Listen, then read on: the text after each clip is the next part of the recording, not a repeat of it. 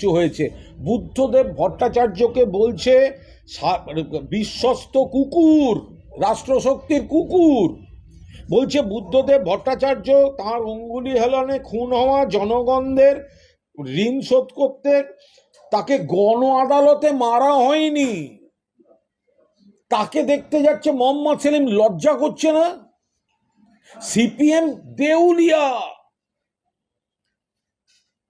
অতি বাম, মন্ত্রীর উপর হামলা করতে গিয়ে, নাটক করতে গিয়ে জখম হয়ে শুয়ে আছে, ওইখানে গিয়ে নিজের ছবি তুলতে হবে, দেখাতে হবে তৃণমূলের বিরুদ্ধে।